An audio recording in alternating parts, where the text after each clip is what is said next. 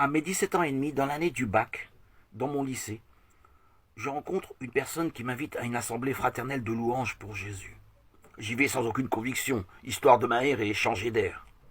Stupeur, étonnement et surprise, je vois de mes yeux des gens heureux, rayonnants, irradiés de joie, de paix, d'amour. Je m'en souviens comme si c'était hier.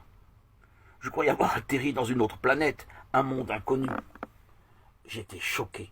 Comment est-ce possible qu'il y ait des gens si heureux? En fait, vous devez savoir que depuis ma préadolescence, je vivais un vide existentiel sans pareil, avec des états chaotiques qui variaient entre états dépressifs, mélancoliques et euphoriques.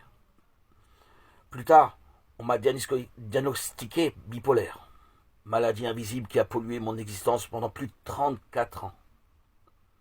Pour en revenir à cette première rencontre dans ce rassemblement, ma vie bascule. Je décide, je fais le choix de vivre une existence spirituelle.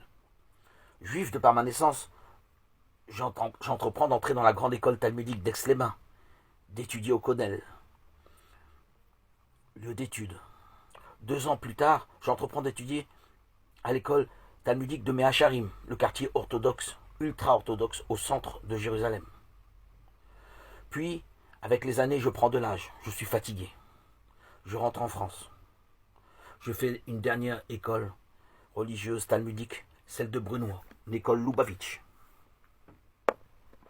Mais dû à ma bipolarité, je n'ai plus de conviction, je n'ai plus d'enthousiasme.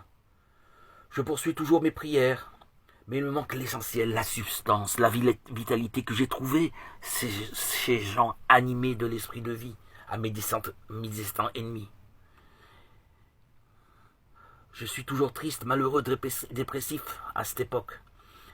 Donc je décide que ces gens qui sont animés de l'esprit de vie qu'offre Jésus-Christ pour tous ceux qui croient, doit être la voie que je dois suivre pour retrouver peut-être un peu de joie de vivre, une raison d'être.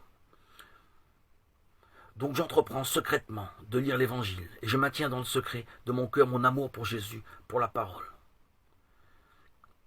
Et tout cela en secret.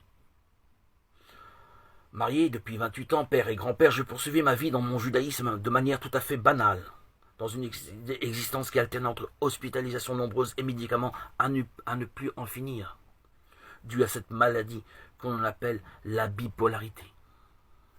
À l'époque, on m'appelait le maniaco-dépressif. J'étais condamné, perdu, désespéré. Je subissais les ténèbres.